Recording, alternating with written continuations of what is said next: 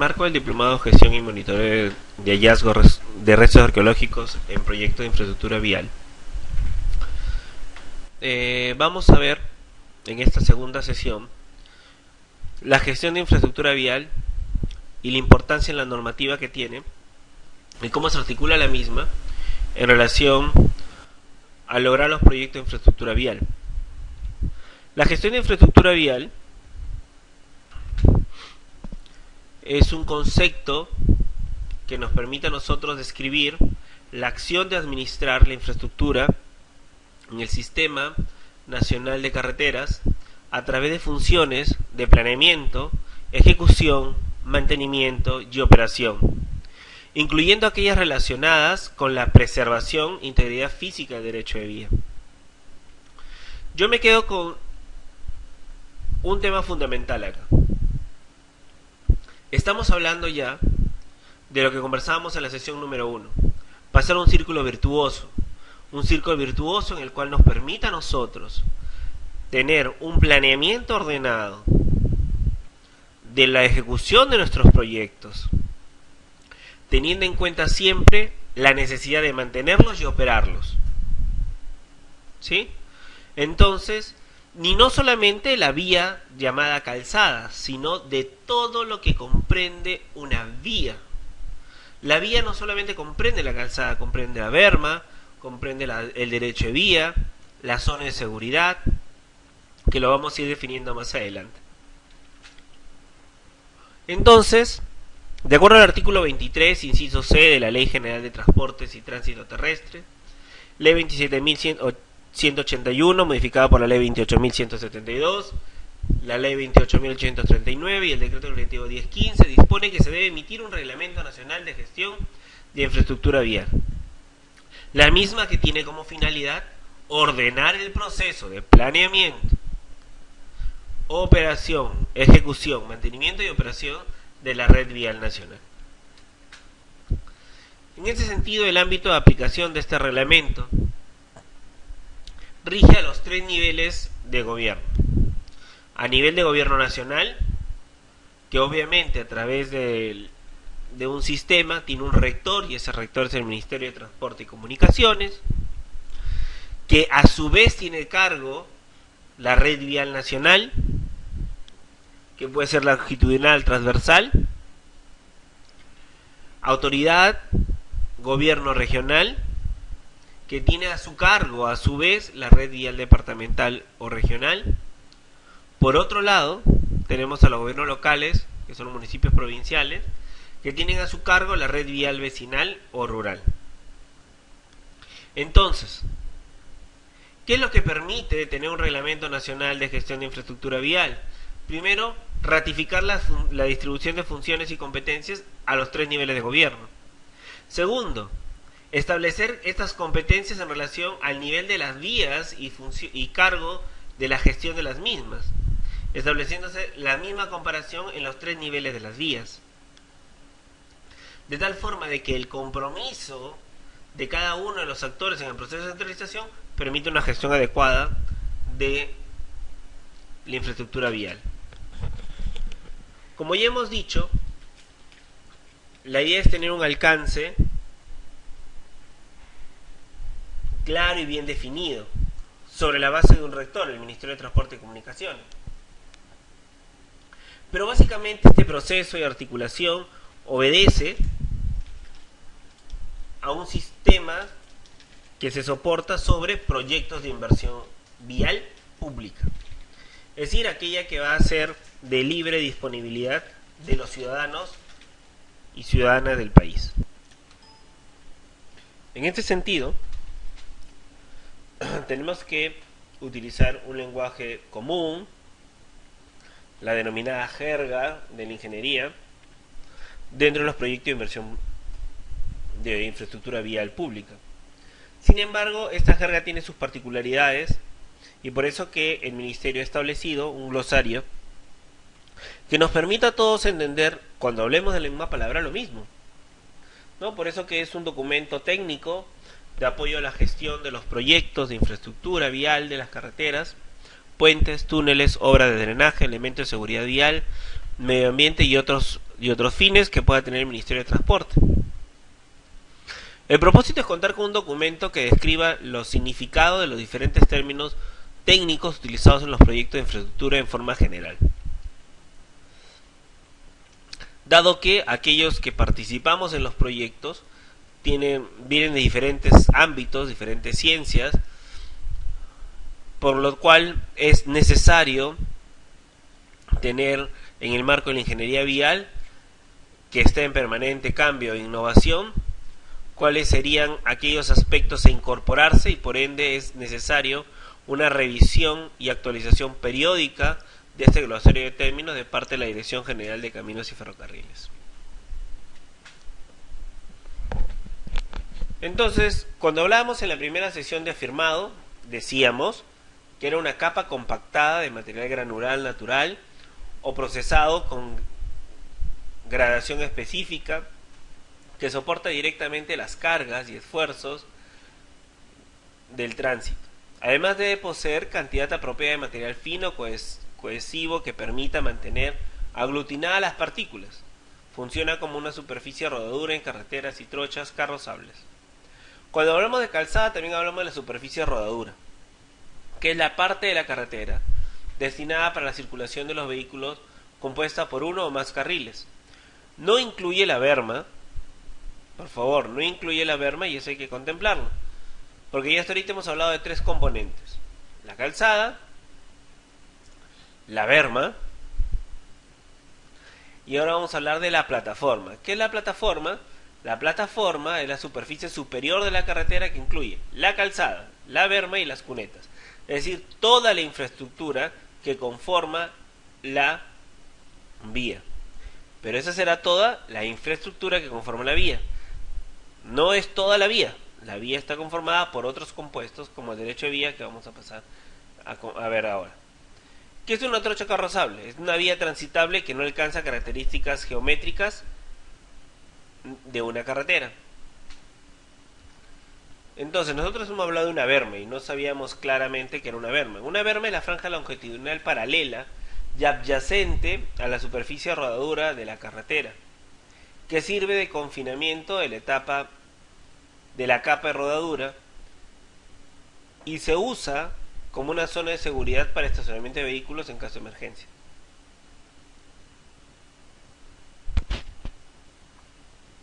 Una carretera afirmada es aquella cuya superficie de rodadura está constituida por uno o más capas de afirmado. Una carretera no pavimentada es aquella cuya superficie de rodadura está conformada por gravas o afirmado, suelos estabilizados o un terreno natural.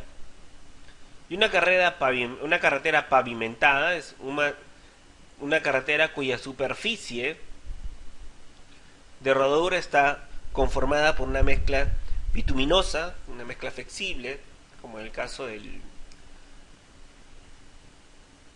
la brea con la carpeta asfáltica, o con concreto Portland rígida, como el caso del Metropolitano.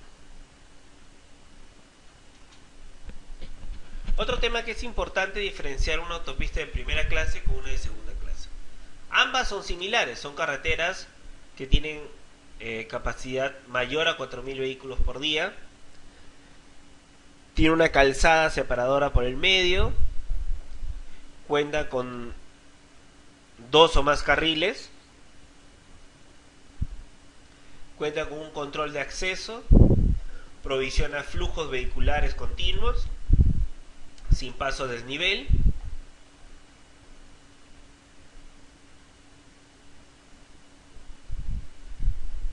Permite velocidades de más de 120 km por hora. Tiene una berma de hasta 1,20 m, no menor a 1,20 m a la izquierda, no menor a 3 metros a la derecha. Entonces, ¿pero cuáles son sus diferencias entre una y la otra? La principal diferencia es que la separadora puede ser menor a 6 metros, mientras que para una de primera clase el separador central es mínimo de 6 metros. Se puede ser de más. Otra diferencia es que los pasos a desnivel en la carretera de primera clase no están permitidos. En la de segunda clase sí están permitidos en forma excepcional. Los pasos a nivel como rampas de acceso, salidas.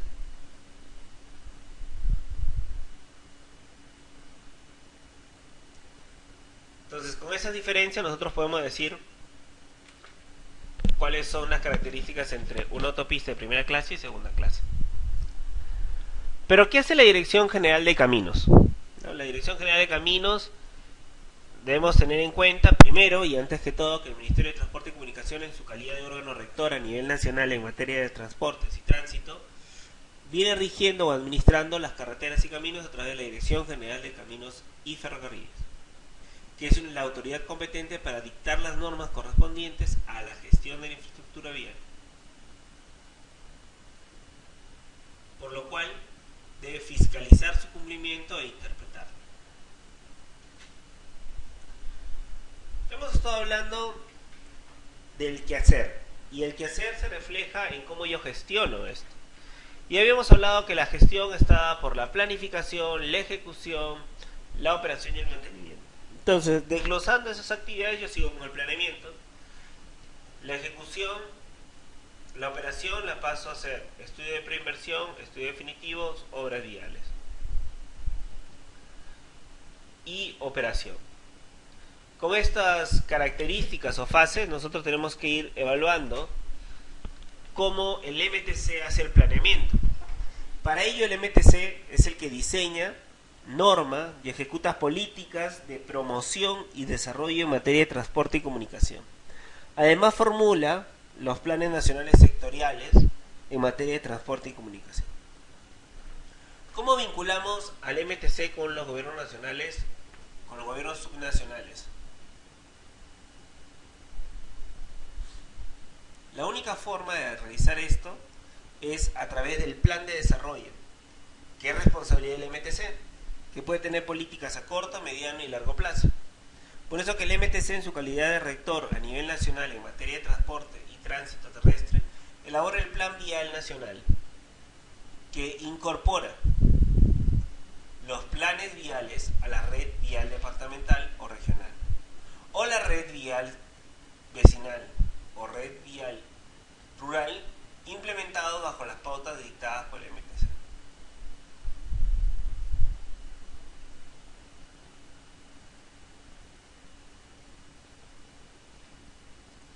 ¿Sí? ¿Les pareció interesante lo que acaban de leer?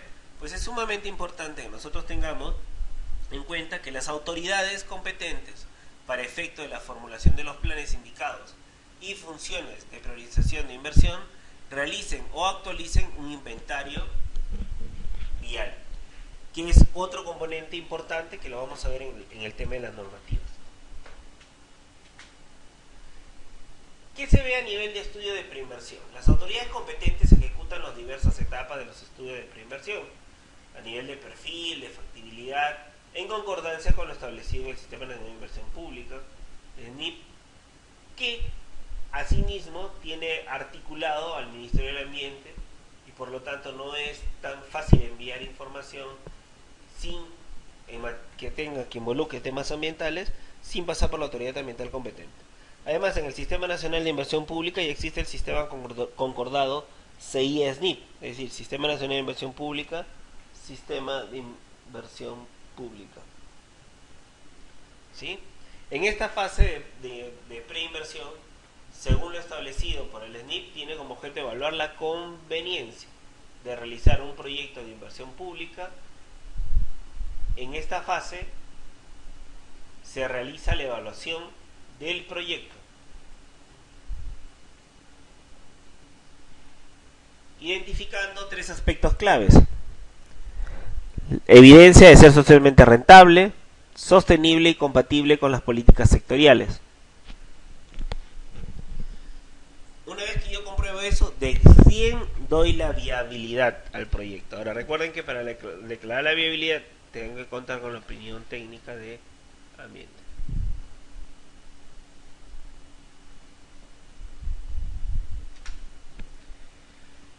¿En qué consisten los estudios definitivos? Los estudios definitivos, en principio, Establecen los detalles del diseño e ingeniería de los elementos que constituye el proyecto, teniendo en consideración factores tales como velocidad, tráfico, zona geográfica, entre otros.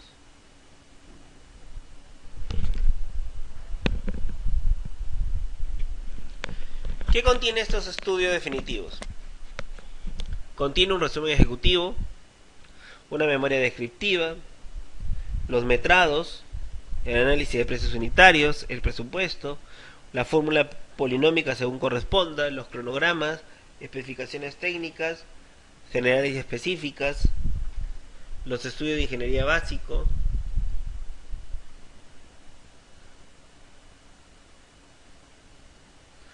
entre otros temas que incluye el estudio de impacto ambiental y los planos definitivos para identificar dónde se va a ejecutar el proyecto.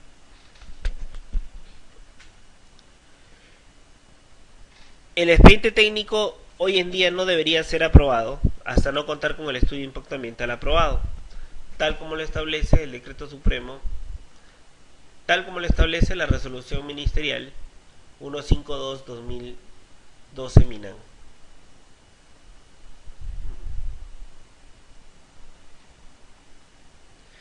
¿Cuáles son los niveles de las obras viales? Los niveles de intervención de las obras pueden ser construcción, rehabilitación o mejoramiento. La construcción obviamente es la ejecución de unas obras nuevas con características propias de acuerdo al diseño establecido.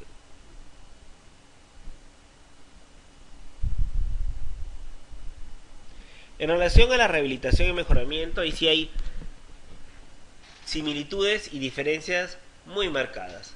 Las diferencias marcadas están en relación a que la rehabilitación busca regresar las características originales y adecuar a un nuevo periodo de servicio, mientras que el mejoramiento busca elevar el estándar de la vía mediante actividades que implementen modificaciones sustanciales de la geometría y de la estructura de pavimentos. ¿Sí? O sea, ahí está la gran diferencia, que yo mejoro la calidad del servicio o yo rehabilito lo que ya estaba, lo que ya existía.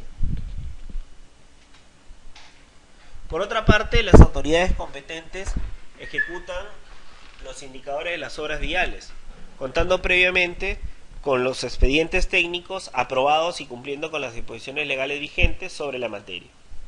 Asimismo, las autoridades competentes son responsables de que la ejecución de las obras viales se ajusten a los expedientes técnicos aprobados y demás normas vigentes sobre la materia. En las carreteras no pavimentadas se implementarán soluciones técnicas y económicas que permitan la estabilización de la superficie de rodadura, a fin de que no sufran deterioro prematuro. Dichas soluciones serán progresivas desde la más básica hasta alcanzar el nivel de carreteras pavimentadas, que corresponden a la demanda y beneficio de la inversión pública.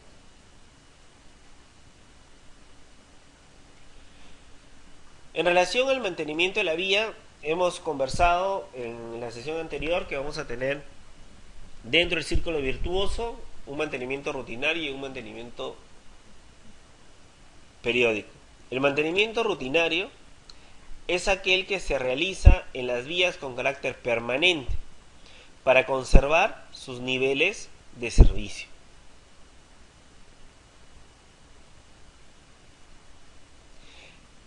Asimismo, esta actividad puede ser manual o mecanizada, que está referida principalmente a las labores de limpieza, bahecho, perfilados, roces, eliminación de derrumbes de pequeña magnitud, la limpieza de juntas, dilatación, elementos de apoyo, pintura, es decir, lo pongo bonito. Y el mantenimiento periódico se refiere a las actividades programables cada cierto periodo que se realizan en las vías para conservar los niveles de servicio.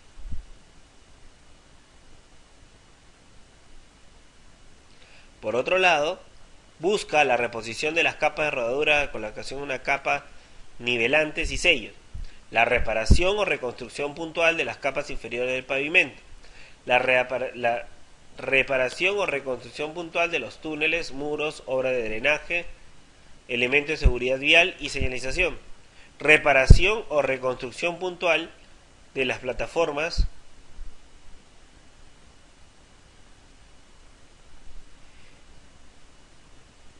por último, la reparación o reconstrucción puntual de los componentes de los puentes.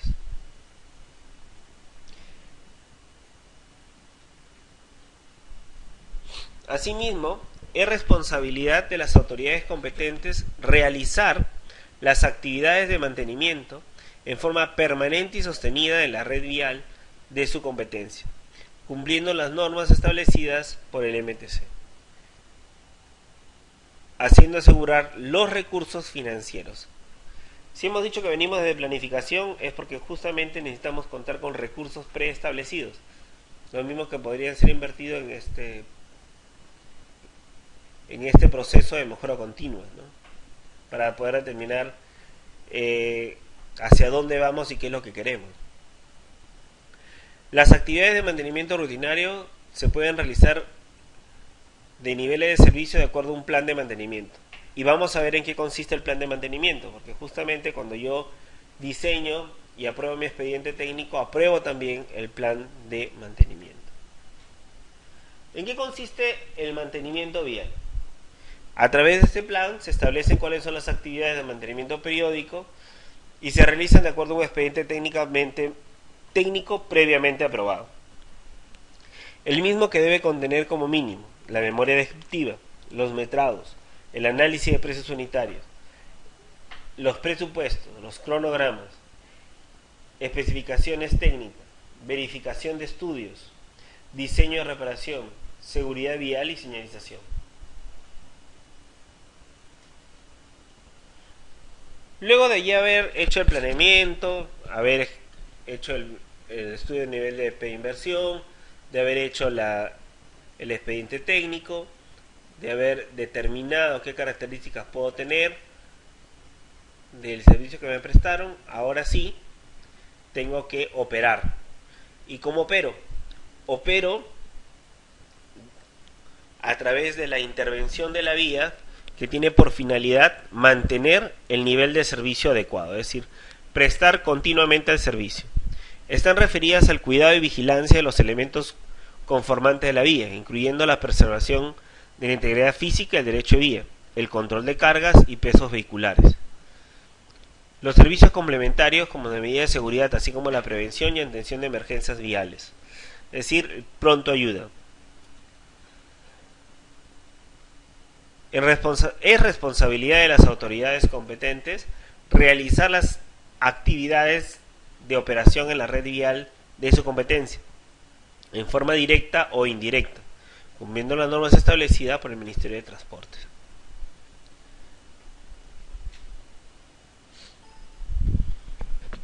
¿Cuáles son los instrumentos que debemos utilizar para poder lograr implementar el planeamiento, la operación, el mantenimiento de la red vial? Esas están constituidas por leyes, reglamentos, manuales, directivas que saca la dirección el Ministerio de Transporte a través de la Dirección General. Los manuales, para este caso, son documentos de carácter normativo y de cumplimiento obligatorio, es decir, lo que establece el manual nos permite a nosotros saber cómo debemos implementar ese trabajo. ¿Qué significa eso? Que va a servir como un instrumento técnico durante la fase de gestión de la infraestructura vial. Por otro lado, el MTC, en su calidad de órgano rector a nivel nacional en materia de transporte, elabora y actualiza y aprueba los manuales que van a orientar a los gobiernos subnacionales. ¿Qué manuales actualmente tenemos en el mercado? El de diseño geométrico, el de suelos, el de puentes, túneles, hidrología, ensayo de materiales, estudios socioambientales, seguridad. Estos son los primeros manuales que tenemos que nos permiten a nosotros gestionar adecuadamente la infraestructura vial del país. Conversamos del derecho de vía, y se conversó casi todo en esta primera mitad de la sesión, el derecho de vía. Pero en realidad, ¿qué es el derecho de vía? El derecho de vía es la faja de ancho variable, dentro de la cual se encuentra comprendida la carretera, sus obras complementarias, los servicios, las áreas previstas para futuras obras de ensanche o mejoramiento y zona de seguridad para el usuario. Su ancho se establece mediante resolución titular de la autoridad competente respectiva. Y como ustedes pueden ver, el derecho de vía se toma del centro hacia ambos lados de la derecha.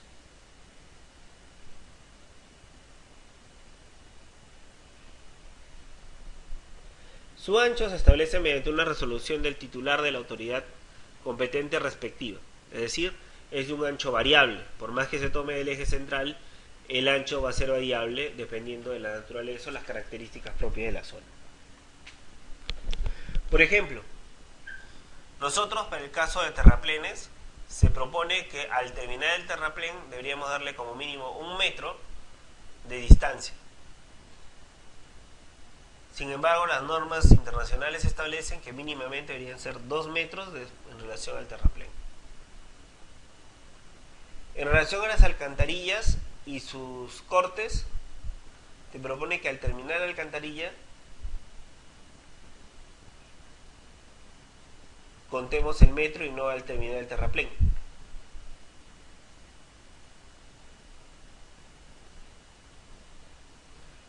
Tal como ustedes han observado y se pueden haber dado cuenta, hay una particularidad en el siguiente gráfico de la mano derecha, el segundo contando arriba hacia abajo, donde vamos a tener un muro de contención. Igual se respetan los 2 metros, deberían ser como mínimo 2 metros.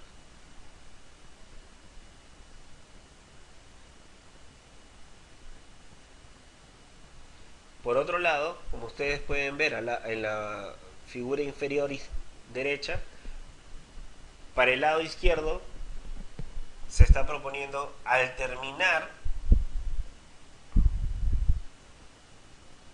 la corona 1 metro de derecho de vía. Es bastante subjetivo el tema de decir ahorita si es medio metro o 2 metros. ¿Por qué? Porque en realidad nosotros lo que tenemos que ver es el corte transversal de acuerdo a donde va a estar ubicado. Por ejemplo, una sección transversal típica a media ladera, un sistema vía multicarril con separador central en tangente. Con esas características yo voy a tener 3 datos importantes. Primer dato, la plataforma. ¿En qué consiste la plataforma? La plataforma consiste de las calzadas, las bermas,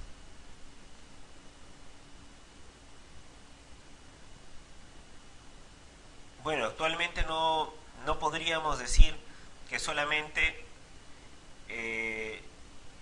la plataforma está llegando hasta ahí, sino también tenemos que incluir esa plataforma todo el ancho de la obra, es decir, aquellas obras complementarias que no forman parte de la plataforma, pero que le permiten la estabilidad y la sostenibilidad en el tiempo a dicho proyecto, ¿no?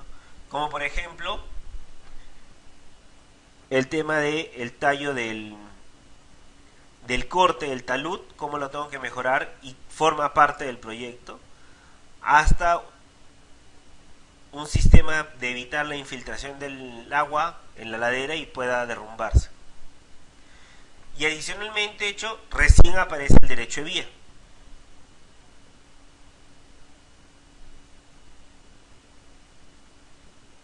¿Está bien?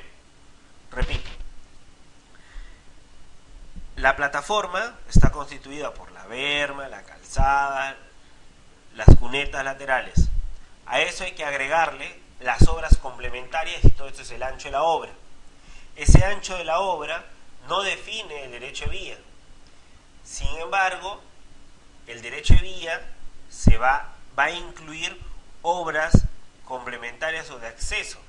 Como por ejemplo vemos ahora un camino de acceso para poder hacer la operación y mantenimiento de la red vial.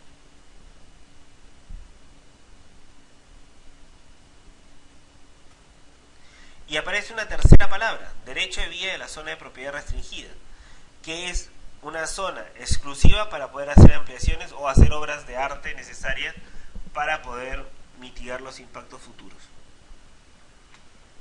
Esta es otra sección típica de ladera con 2 carriles en curva, donde ustedes van a ver otra vez la plataforma, otra vez el ancho de ejecución de la obra,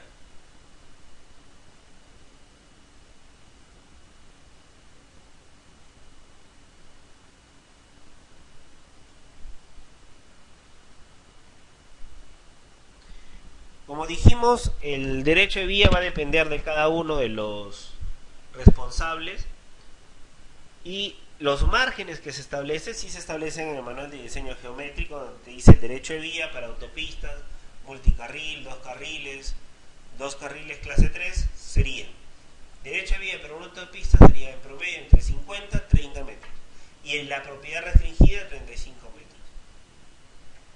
A nivel de multicarril tenemos entre 30 y 24 metros y el área restringida 25 metros.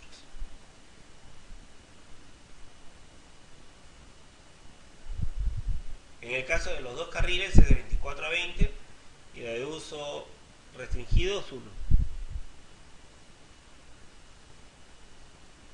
Y por último, las más comunes que conocemos nosotros, que son las de 2 carriles clase 3, que son entre 20 a 15 metros y las áreas, la propiedad restringida es hasta 10 metros. En síntesis, el derecho de vía, que es establecido por cada autoridad competente y que es aprobado a través de una resolución, le permite tener al SINAC información actualizada y al día, ¿no? Por eso que la ejecución de las obras viales deben contar con libre disponibilidad de derecho de vía, para que por la necesidad de hacer futuras acciones ahí, solo en forma excepcional pueden aceptarse alguna infraestructura de servicios básicos propios de la zona que no es posible reubicarlos, ¿no? Este es un ejemplo de la resolución sobre el derecho de vía, a qué proyecto se refiere, qué es lo que se tiene, y para este proyecto de Piura, en el artículo primero se autorizó eliminar el derecho de vía, comunicó el derecho de vía a la obra para poder iniciar el proceso de expropiación correspondiente. Como dijimos, el derecho de vía es muy variable, va a ir desde 10, 20, 15 metros, pero siempre respetando la naturaleza y las características propias de la zona. No podemos tampoco salirnos mucho de la realidad si es que no nos pegamos a lo que establece la gestión de la gestión vial, ¿no? Entonces ahí es donde tiene sus particularidades y hay que ir comprendiéndolas. Algunos ejemplos de derecho de vía, este es de la variante de Serpentín Pasamayo, 720 cada uno, 430 de derecho de vía. En el caso de una zona urbana, 730 todo, 650 de derecho de vía.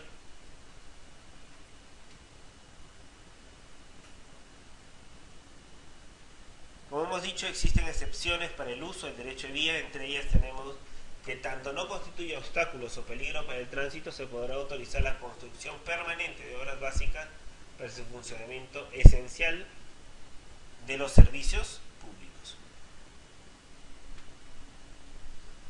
¿Cuáles son las condiciones del uso de derecho de vía? Primero, queda prohibido colocar avisos publicitarios en el derecho de vía. En el dispositivo que señala se debe establecer soportes al titular para que pueda retirar y hacer respetar la disposición ministerial. Por el otro lado, las autoridades competentes podrán autorizar el uso del derecho de vía para servicios públicos esenciales como son comunicación, saneamiento, línea de conducción de energía eléctrica. En todo caso, la autorización será otorgada contando con un estudio técnico específicos concordados con la normativa técnica de esta dirección. ¿Cuáles son las condiciones? Ya hemos dicho que a su vez la autoridad competente puede disponer la paralización inmediata y retiro en caso realicen instalaciones que no cumplan con autorizaciones correspondientes y abandonar y adoptar las acciones legales pertinentes para poder evitar cualquier daño al derecho de la vía, ¿no? Pero había otra palabra que llámese propiedad restringida, que es la faja de terreno lateral y colindante al derecho de vía, donde está prohibido ejecutar construcciones permanentes que puedan afectar la seguridad vial, a la visibilidad o dificulte el posible ensanchamiento de la vía.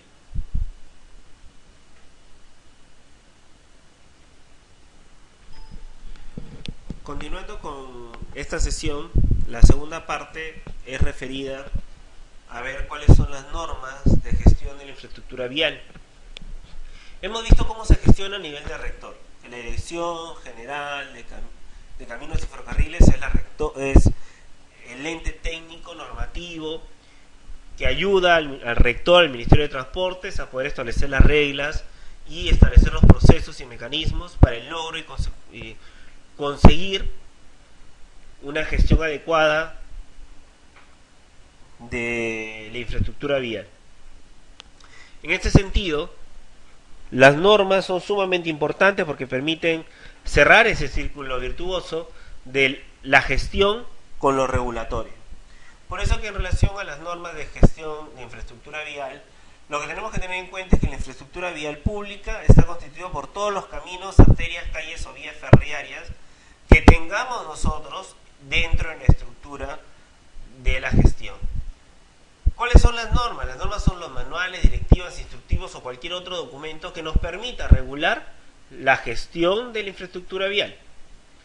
Y todo esto se rige por la ley 27.181, que es la Ley General de Transportes y Tránsito Terrestre y sus modificatorias, que nos establecen el cómo debemos llegar y hacia dónde debemos ir.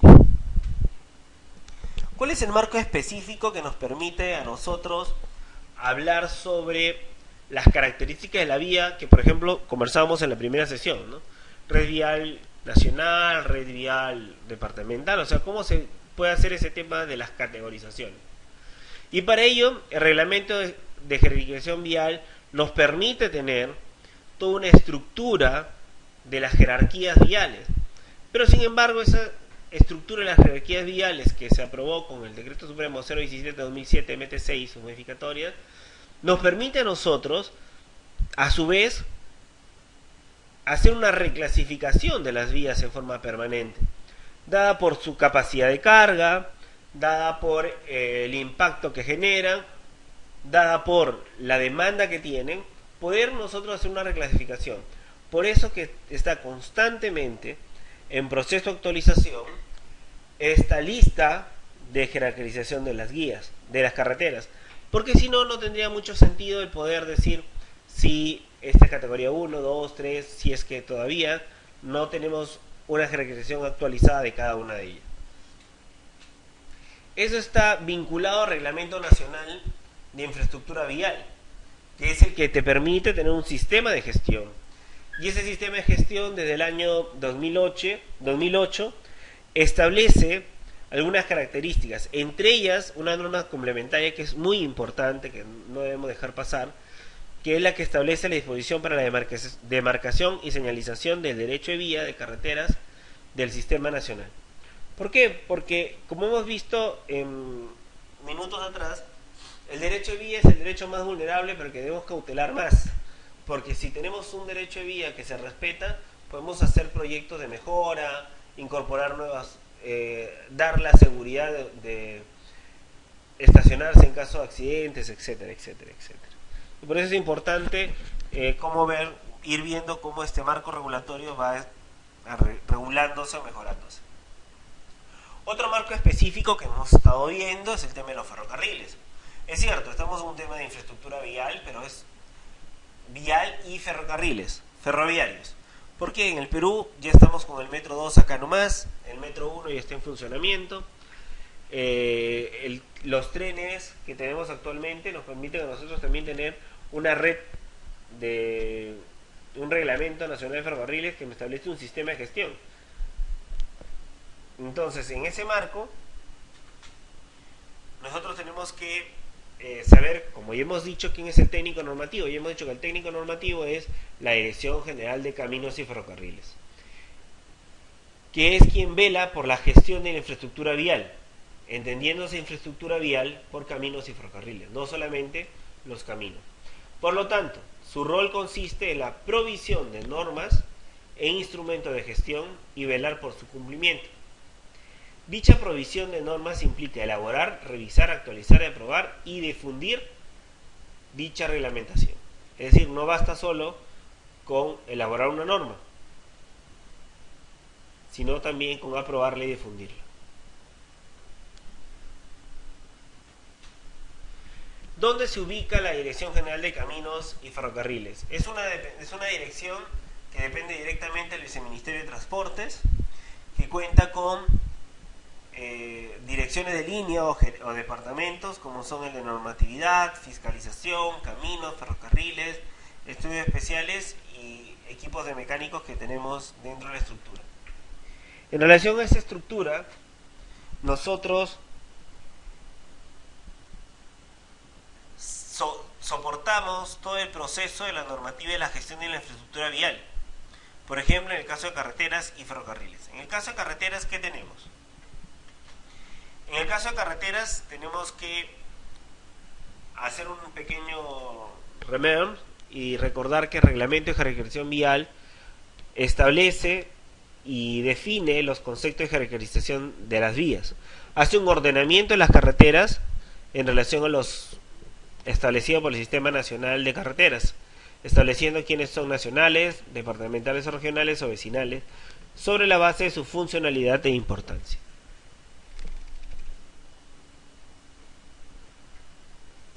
En este proceso de jerarquización, este ordenamiento de las carreteras no es puntual, es un proceso de gestión permanente que requiere revisión, actualización y perfeccionamiento. ¿Por qué es un proceso puntual? ¿Por qué no es un proceso puntual y sí es un proceso continuo? Porque no podemos tomar una fotografía y decir esta es la característica, sino tiene que ir evolucionando en el tiempo. Establece criterios de jerarquización vial para las 3 redes viales que conforman el SINAT.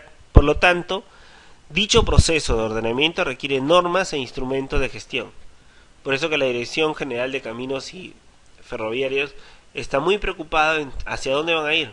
Porque si tienen norte, si tienes obligaciones que cumplir, obviamente va a ser un pequeño ajustón.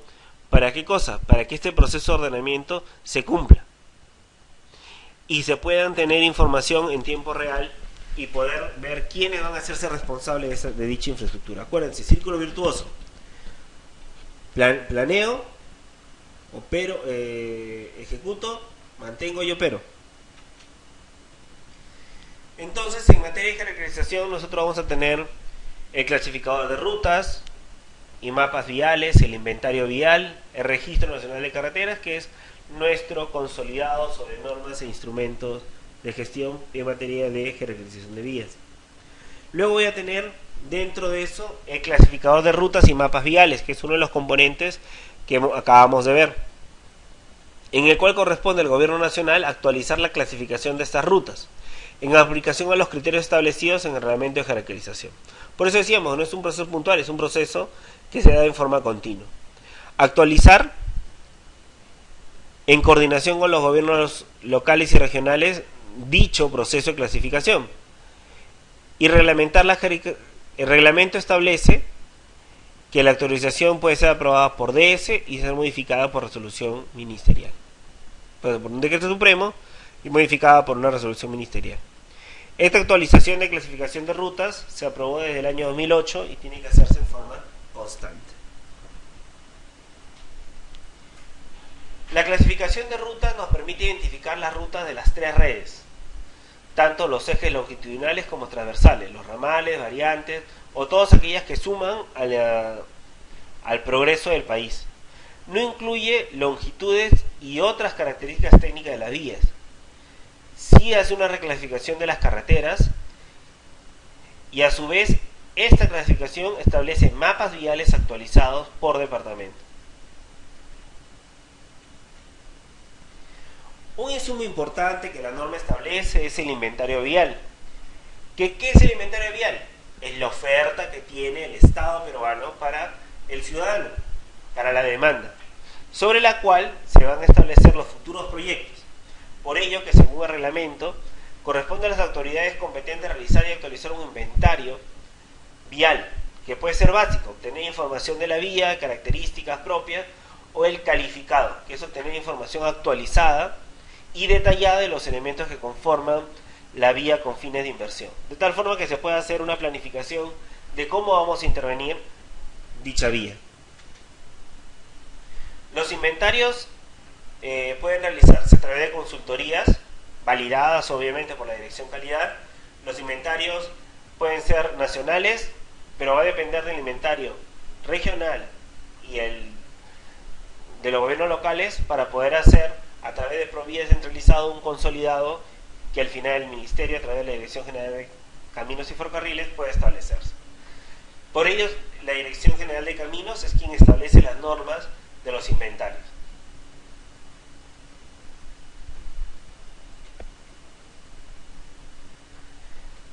Una vez que yo tengo el inventario, ya tengo mi sistema de categorización, ya hice mi inventario, ya tengo que hacer el registro nacional de la carretera. Para ello es un registro oficial que establece las consideraciones. Dado que es un instrumento de carácter oficial en el que se inscribe las vías en el SINAC, y esto permite contener una información sobre longitudes, características generales y su valoración. El mismo que debe ser elaborado por la Dirección General de Caminos y Ferrocarriles a través de una plataforma de libre disponibilidad para mejorar así también el accountability o el control ciudadano, ¿no? Entre otros temas que tenemos es la gestión de las vías, que le permita a las autoridades competentes entre sí poder hacer delegaciones una vez que ya están identificadas las vías dentro de cada uno de sus ámbitos. Va a permitir realizar los estudios y obras en relación a lo que establece el Ministerio de Transporte y Comunicaciones. Para ello, el reglamento de gestión va a establecer las condiciones para que, tanto en forma directa o a través de una consultora, estos deben ser cumplidos de igual manera. Asimismo, el Reglamento Nacional define las fases de la gestión de la infraestructura vial, precisa los instrumentos de gestión vial, define los manuales de las carreteras y, por último, establece la elaboración y actualización de manuales de parte de la Dirección General de Caminos y Ferrocarriles. ¿Cuáles son estas fases? Ya hemos dicho: planeamiento, estudios de preinversión, estudios definitivos, obras viales, operación y mantenimiento. Estas fases a mí me van a permitir darle un soporte a los instrumentos obligatorios que establece el reglamento. El reglamento establece que los manuales son obligatorios. Entonces, cuando yo haga un diseño propio o a través de un tercero o una consultora, tengo que respetar el manual de diseño geométrico, el de suelos, el de puentes, el de túneles, el de hidrología, el de especificaciones generales, enseño de materiales, los estudios socioambientales, la disposición de control, seguridad vial, mantenimiento y conservación de vías. Es decir, cuando se realizan los estudios para poder hacer cualquiera de las actividades, sea la de planeamiento, la de operación, la de ejecución, todos deben respetar estos manuales. Estos son algunos de los avances, los manuales que actualmente se tienen. Ya el año 2013, que es un manual con el que vamos a trabajar nosotros, ya fue actualizado, que es el de especificaciones técnicas generales para la construcción, que se nos va a permitir a nosotros saber cómo vamos a hacer el manejo de los residuos, de los restos arqueológicos. Hemos dicho que el proceso de la norma de gestión vial tiene caminos y ferrocarriles. Ahora hablemos un poco sobre los ferrocarriles. En relación a los ferrocarriles, está de más decirlo que la Dirección General de Caminos y Ferrocarriles es rector y tiene la responsabilidad de la actividad ferroviaria, ¿no? A través de la Dirección de Ferrocarriles, que es una unidad orgánica encargada de conducir el desarrollo de la infraestructura y actividad ferroviaria, permite autorizar y fiscalizar los servicios ferroviarios a nivel nacional. El marco regulatorio que en este caso involucra su Reglamento Nacional de Ferrocarriles y el Reglamento Nacional de Sistemas Eléctricos de Transporte de Pasajeros, que son los famosos metros. Algunas normas que se vienen consolidando, que es la modificación del reglamento, la metodología de evaluación de líneas férreas y el manual de diseño y construcción de ferrocarriles. Algunos comentarios finales para cerrar esta sesión es que las normas e instrumentos de gestión son determinantes para contribuir a una buena gestión vial. Por lo tanto, la elaboración y actualización de las normas es un trabajo que requiere dedicación, perseverancia y estudio. En los últimos 3 años se ha definido y oficializado el marco legal normativo y ahora se trabaja en actualización y elaboración de los mismos. Finalmente, el trabajo y administración de las normas requiere el compromiso permanente de quienes integramos la Dirección General de Caminos y Ferrocarriles. Muchas gracias. Con esto pretendemos cerrar la sesión número 2, comprendiendo el sistema, lo que lo regula, y así poder entrar a la sección número 3, donde ya vamos a conversar sobre los temas de la dirección, el tema de restos arqueológicos a través del Ministerio de Cultura, y cerrar cómo esto conjuga con los proyectos de